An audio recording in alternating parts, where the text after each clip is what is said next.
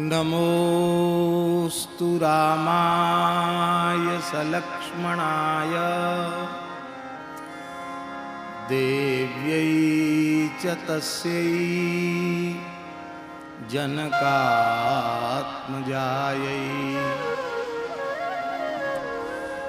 नमोस्तु रुद्रेन्द्रयमानिलेभ्यो नमोस्तु चन्द्रार्कमरुद्गणेभ्यः।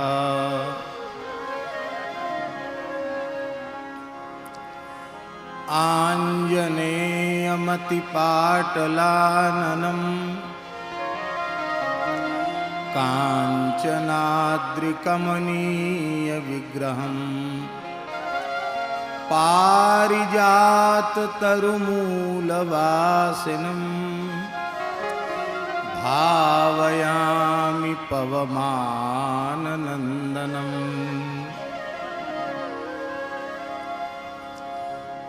प्रणवं पवनकुमार खलगणपावक ज्ञानघन जासु हृदय आगार बसहि राम सरचापधर।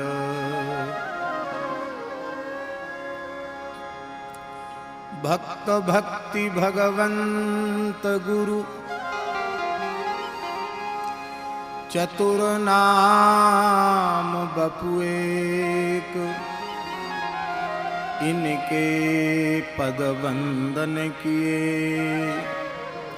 नाशे विघ्न अनेक। श्री राम जय जय राम, श्री राम जय राम श्री राम जय राम श्री राम जय राम। सीताराम जय सीताराम, सीताराम जय सीताराम। राधे श्याम जय राधे श्याम, राधे श्याम जय राधे श्याम। जय सिया राम जय जय हनुमान, जय सिया राम जय जय हनुमान। संकट मोचन कृपा निधान, संकट मोचन कृपा निधान। रक्षा कीजे श्री हनुमान, रक्षा कीजय श्री हनुमान। जय जय विघ्न हरण हनुमान, जय जय विघ्न हरण हनुमान। श्री राम जय राम, श्री राम जय राम। श्री राम जय राम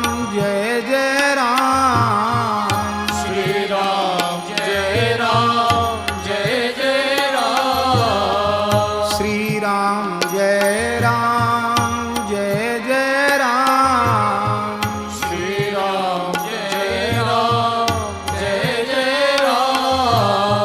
श्री राम जय राम श्री राम जय राम। श्री सीतारामचंद्र भगवान की जय। श्री वृंदावन बिहारी लाल की जय। श्री यमुना महारानी की जय। श्री गिरिराज महाराज की जय। यज्ञ जगज्जेश्वरी जगज्जननी गौ माता की जय। श्री हनुमान जी महाराज की जय। श्री हनुमत कथा महामहोत्सव की जय। परम श्रद्धे पूज्यपाद श्री भाई जी महाराज की जय। सब संतन की जय। सब विप्रन की जय। जय जय श्री राधे श्याम। जय जय श्री सीताराम। हर हर महादेव। हरिशरणम अनंत कोटि ब्रह्मांड नायक सर्वेश्वर परात्पर परब्रह्म असंख्येय दिव्यानंत कल्याण गुणगण निलय भक्तवांछा कल्पतरु भक्तवत्सल शरणागत वत्सल भगवान श्री सीताराम जी महाराज की महती कृपा करुणा से श्री सीताराम जी के ही अनुग्रह विग्रह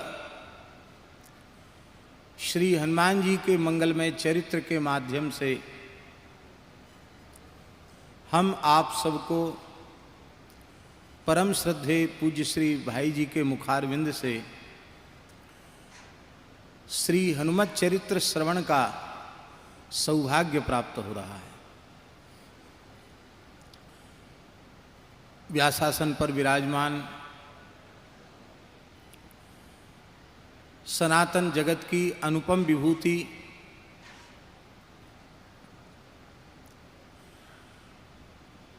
भगवत भागवत तत्व के अनुपम प्रस्तोता अत्यंत सहज सरल सरस हृदय के पूज्य श्री भाई जी के युगल चरणों में सादर दंडवत प्रणाम निवेदन करते हुए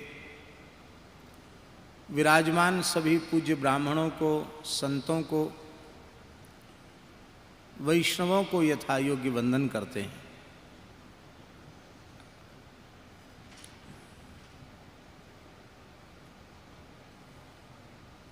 बहुत मंगलमय क्षण है।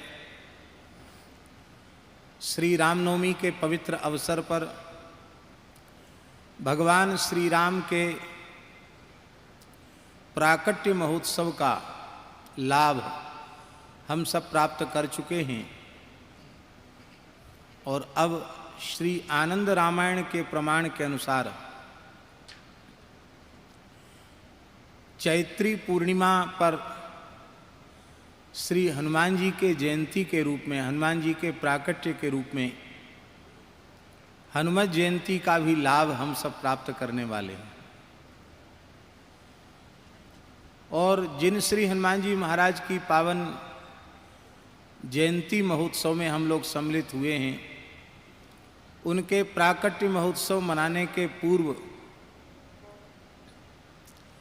उनके मंगलमय दिव्य चरित्र और गुणों के माध्यम से कुछ श्रवण करने का सौभाग्य प्राप्त हो जाए फिर तो कहना ही क्या है। और वह श्रवण करने का सौभाग्य परम श्रद्धेय पूज्य भाई जी जैसे एक प्रामाणिक महापुरुष के द्वारा श्रवण करने का सौभाग्य प्राप्त हो, ये निश्चित ही भगवान की अहेतुकी कृपा से ही सुलभ है। एक श्लोक श्रीमद् भागवत के 12वें स्कंद का अंतिम अध्याय का उपसंहार के क्रम का एक श्लोक बहुत प्रसिद्ध है तो श्रीमद् भागवत महात्म्य के निरूपण में, लेकिन वहां के एक अंश को उद्धृत करके संक्षिप्त चर्चा दास प्रस्तुत करेगा। निम्नगानां यथा गंगा देवानामच्युतो यथा वैष्णवानां यथा शंभुः पुराणानामिदं तथा। नदियों में जैसे गंगा जी श्रेष्ठ हैं,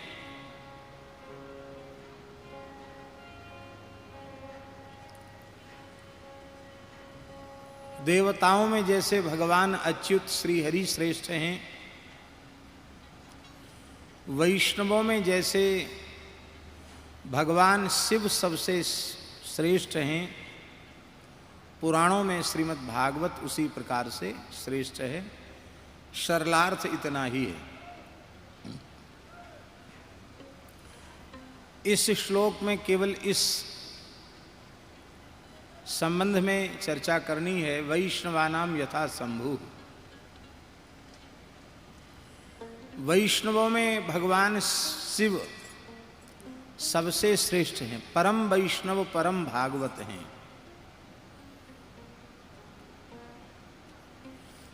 यद्यपि तत्व दृष्टि से देखा जाए तो भगवान के स्वयं के श्रीमुख का यह वचन है, अहम ब्रह्माच शरवश्च जगतः कारणं परम आत्मेश्वर उपदृष्टा स्वयं दृग विशेषणः। भगवान कह रहे हैं अहम विष्णु, मैं विष्णु नारायण,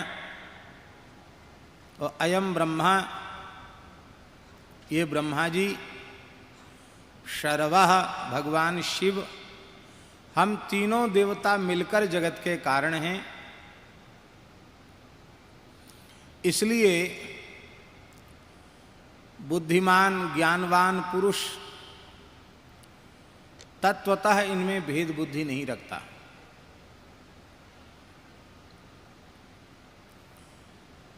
जो भेद बुद्धि रखते हैं उन्हें कभी शांति प्राप्त नहीं होती, ये बात भी कह दी गई। और यह भी कह दिया गया, यथा पुमान्न श्वांगेषु मनुष्य शिरः पाण्यादिषु क्वचित् पारक्य बुद्धिं कुरुते एवं भूतेषु मत्परः। मस्तक की आकृति प्रकृति और उसका कार्य अलग है, भुजाओं का कार्य अलग है, पैर का कार्य अलग है। सभी अंग प्रत्यंग की आकृति प्रकृति और कार्य में भेद होने पर भी एक अंग के तिरस्कार से संपूर्ण अंगी का तिरस्कार होता है। इसलिए ब्रह्मा जी का तिरस्कार भी भगवान कहते मेरा तिरस्कार है, शिव जी का तिरस्कार भी मेरा तिरस्कार है। और यह बात तो स्थूल हुई, सूक्ष्म बात यह है कि सारा विराट ब्रह्मांड भगवान में ही ओतप्रोत है। इसलिए चराचर में किसी का भी तिरस्कार भगवान का तिरस्कार है और किसी का भी सत्कार भगवान का ही सत्कार है।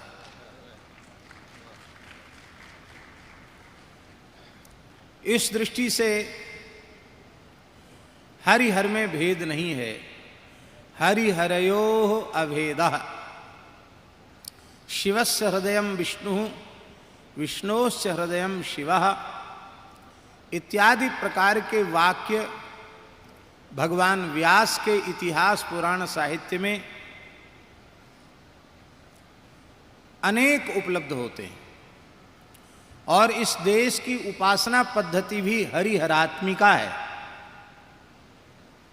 भगवान शिव से बड़ा वैष्णव कोई दूसरा नहीं है, तो भगवान श्री हरि से बड़ा शैव भी कोई दूसरा नहीं है। वे परम शिवोपासक हैं। और वैष्णव धर्म के उपासनात्मक 5 रसों को प्रकट करने का, प्रस्तुत करने का और उन सभी रसों का आचार्यत्व करने का सौभाग्य भगवान शिव को प्राप्त है। वैसे भक्ति रसरूपा है, इसलिए समस्त प्रकार के रस भक्ति में स्वीकृत हैं, पर उनमें भी भक्ति के आचार्यों ने 5 प्रधान रस माने हैं: शांत, दास्य, सख्य, वात्सल्य और श्रृंगार।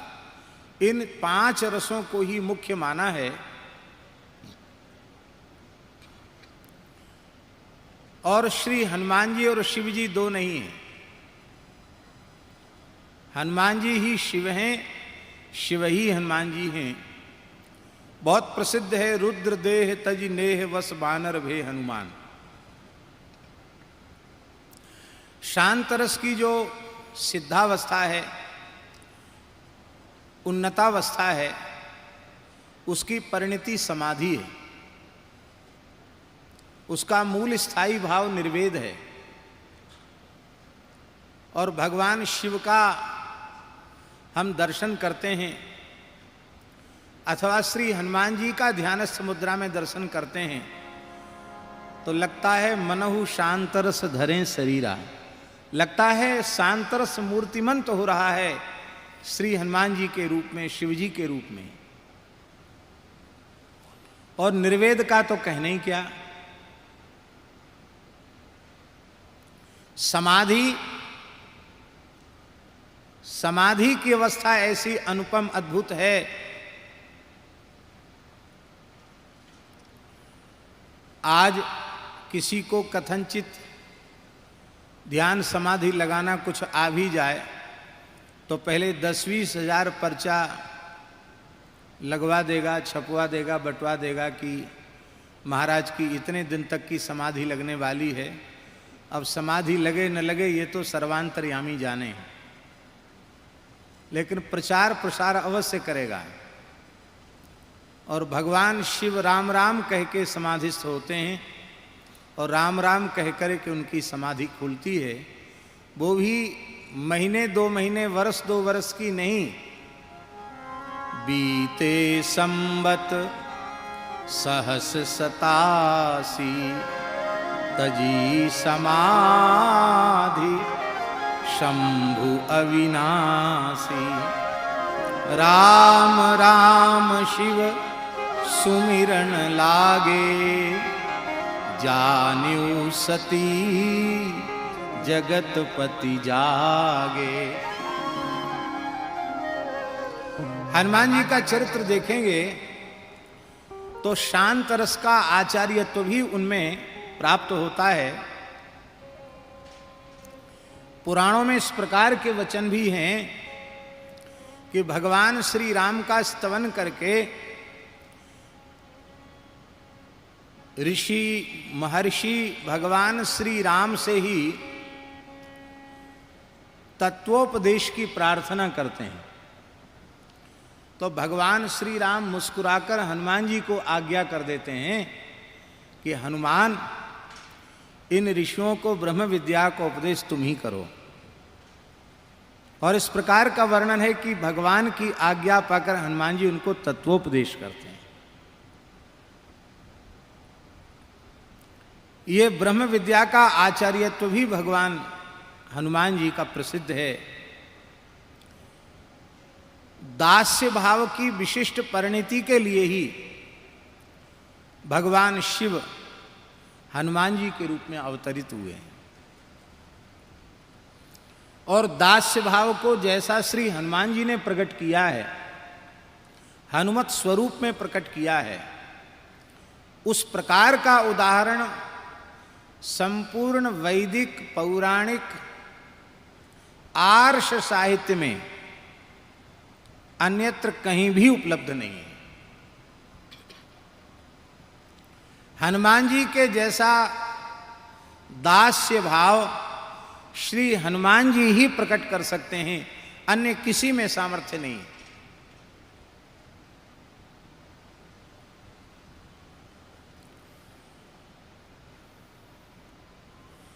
सेवक को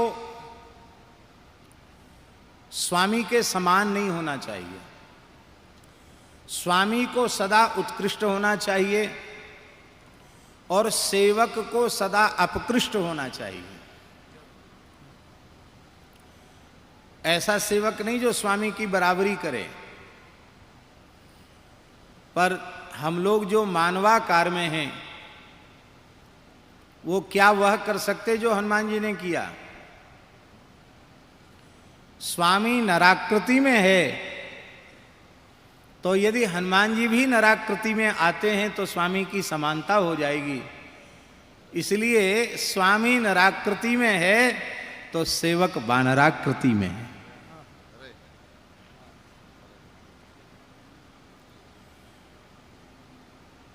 सेवक को स्वामी के समान नहीं होना चाहिए। कैसी विलक्षण बात है। गोपियां कहती हैं, ते अशुल्क दासिका, हम आपकी बिना मूल की दासी हैं। बिना मूल की दासी का आशय यह है कि आपके दास्य के बदले हमें कुछ भी अपेक्षित नहीं है। हमें कोई वैतनिक, हमें कोई पारिश्रमिक नहीं चाहिए, अन्न वस्त्र भी नहीं चाहिए। गोपियों का भाव है, लेकिन वे जिस स्वरूप में हैं उस स्वरूप में उन्हें वस्त्र की भी आवश्यकता है, अन्नादि की भी आवश्यकता है, परिवार में सब चीज की आवश्यकता होती है। पर हनुमान जी जैसा अशुल्क दास बानर को भला किस वस्तु की आवश्यकता है? आवास की भी जरूरत नहीं, अन्न की भी आवश्यकता नहीं, वस्त्र की भी आवश्यकता नहीं। अपनी संपूर्ण आवश्यकताओं को हनुमान जी के रूप में उन्होंने समाप्त कर दिया। और स्वामी की सेवा कैसी अद्भुत है कि भगवान श्री राम आर्ष काव्य श्रीमद् वाल्मीकि में स्वयं कह रहे हैं कि हे हनुमान जी, आपकी एक एक सेवा, एक एक उपकार के बदले मेरे पास देने के लिए कुछ नहीं है। प्राणान दास्यामि ते कपे, मैं एक एक उपकार के लिए अपने प्राणों का परित्याग करने के लिए तैयार हूं, फिर भी आपके उपकारों का बदला चुकेगा नहीं। हम आपकी सेवा के, आपके उपकार के ऋणी। कर्जदार व्यक्ति कर्जदार होकर नहीं रहना चाहता और कर्जदार होकर नहीं मरना चाहता। पर भगवान श्री राम कह रहे हैं कि हनुमान जी, हम तो तुम्हारे सदा सर्वदा कर्जदार बनकर ही रहना चाहते हैं। मदंगे जीर्णताम यातु, आपका कर्ज हमारे ही जीवन में पचे, हम आपके कर्जदार बनकर के रहें। इसलिए भगवान श्री राम कर्जदार बनकर रहना चाहते हैं कि हमारे ऊपर संकट आया और तुमने अपना तन मन प्राण सर्वस्व न्यौछावर करके मेरी सेवा करके मेरे संकट को दूर किया। अब तुम्हारे ऊपर संकट आवे तब हम दूर करें, तो हम भला क्यों चाहेंगे कि हनुमान जी के ऊपर कोई संकट आवे। इसलिए हनुमान जी सदा सर्वदा प्रसन्न रहें और हम हनुमान जी के कर्जदार बन करके रहें, ये भगवान की इच्छा है। बहुत प्रसिद्ध है, अवध धाम धामाधिपति अवतारण पति राम, सकल सिद्धिपति जानकी दासन पति हनुमान। दास्य भाव के आचार्य श्री हनुमान जी, सख्य भाव के आचार्य श्री हनुमान जी, शांत भाव के आचार्य श्री हनुमान जी। हरिहर का सख्य तो प्रसिद्ध है ही। कृष्णावतार में भगवान कृष्ण बलदेव और हनुमान जी का सख्य भी प्रसिद्ध है। इस बात को बहुधा लोग कम जानते हैं। हमारे ब्रज में आप लोग गिरिराज जी का दर्शन करते हैं तो पूंछरी की परिक्रमा में पूंछरी के लौठा का दर्शन होता है। ये पूंछरी के लौठा कौन है? ये पूंछरी के लौठा भगवान कृष्ण बलदेव के अंतरंग सखा कहे जाते हैं। ये सखा के रूप में कौन है? सखा के रूप में साक्षात श्री हनुमान जी ही हैं। गिरिराज जी को गो स्वरूप माना गया और उनका पुच्छ भाग है वह जिसको पूंछरी कहा गया, और पुच्छ भाग में श्री हनुमान जी लौठा। लौठा शब्द का ब्रजभाषा का अर्थ है पहलवान। लौठा माने पहलवान, लौठा बाबा माने पहलवान बाबा। पहलवान बाबा के रूप में हनुमान जी के पास में मुग्धर रखे हुए हैं। पद्मासन में हनुमान जी बैठे हैं और योग की एक मुद्रा है भ्रूचरी मुद्रा। उस भ्रूचरी मुद्रा को साधन किए हुए हैं और वह एकमात्र हनुमान जी का सारी धरती पर ऐसा स्वरूप है जो पद्मासन में भ्रूचरी मुद्रा में अवस्थित हैं और जिनके मस्तक पर मोर मुकुट धारण कराया जाता है, मयूर पिच्छ की चंद्रिका धारण कराई जाती है। वो हनुमान जी का एकमात्र स्वरूप है। तो कृष्णावतार की लीला में जब भगवान गिरिराज जी की तलहटी में गोचारण करने आते हैं तो हनुमान जी लौठा बाबा, पहलवान बाबा के रूप से वहाँ मिलते हैं। भगवान कृष्ण बलराम उनको नित्य भोग लगाते हैं। भगवान को कंधे पर बिठाकर गिरिराज जी की कंदराओं में, गिरिराज जी की उपत्यका में विचरण कराते हैं और पहलवानी के दावपेच सिखाते हैं। भगवान ने गिरिराज पूजन के समय लौठा बाबा की भी स्थापना की और उनका पूजन करके भोग लगाया। बोले अब हमारी कुछ समय बाद ब्रजलीला संपन्न होकर मथुरा लीला, द्वारिका लीला होगी। बोले प्रभु मैं आपके वियोग को कैसे सहन कर पाऊंगा, अब इतने प्रेम से हमको भोग कौन लगाएगा। तो भगवान ने कहा आज से खाने पीने की आवश्यकता नहीं रहेगी, मेरे लीला रस के चिंतन से ही तुम तृप्त रहोगे, भूख प्यास नहीं लगेगी और यहाँ बैठकर परिक्रमा वालों की हाजिरी लगाओ। तो हमारे ब्रज में कहावत प्रसिद्ध है, अन्न खाए ना पानी पीवे, पड़ो रहे सिलोठा, धन धन पूछरी को लौटा। तो हनुमान जी का सख्य भाव भी ब्रज में, रामलीला में तो शिवजी के रूप में सख्य भाव है, सेवक स्वामी सखा सिय पिए के। और ब्रजलीला में लौठा बाबा के रूप में हनुमान जी का सख्य भाव प्राप्त है। वात्सल्य भाव के आचार्य भी हैं श्री हनुमान जी महाराज। सेवक जब अपने स्वामी की लाड़ प्यार से सेवा करता है तो उसमें केवल सेवक भाव ही नहीं रहता, उसमें वात्सल्य भाव भी आता है। हनुमान जी में वात्सल्य भाव भी है और इस वात्सल्य भाव का दर्शन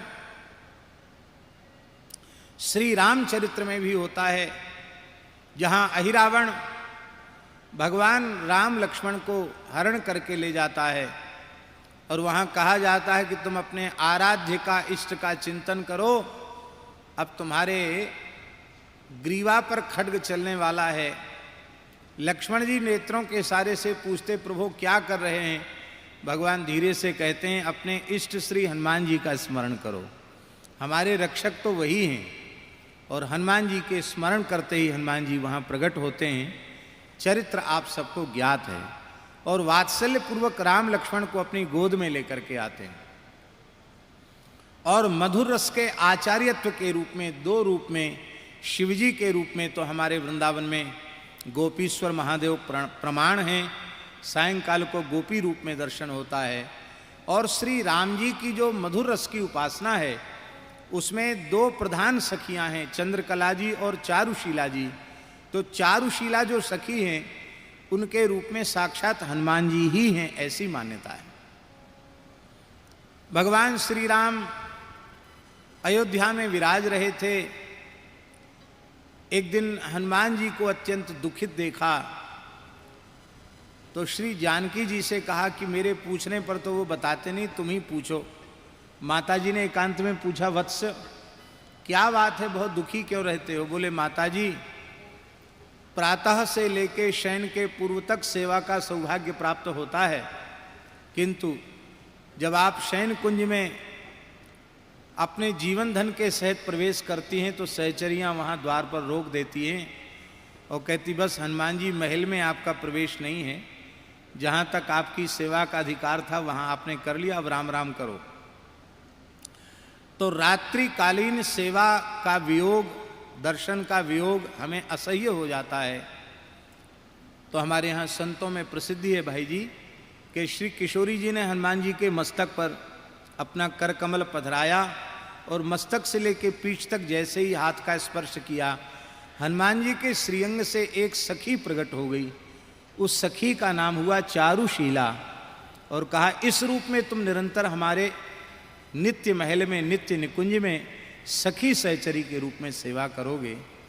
ऐसे श्री हनुमान जी महाराज भगवान शिव जो शिव रूप ही हैं, ऐसे हनुमान जी महाराज का चरित्र, हनुमान जी महाराज की उपासना, वस्तुतः किसी भी रस का उपासक वैष्णव क्यों न हो, हनुमान जी में समस्त रसों को प्रदान करने की सामर्थ्य है।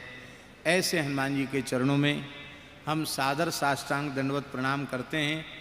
और बहुत अधिक क्या बोलें, ये बोल गए ये भी बहुत अधिक है, कथा का समय कम होता है उससे।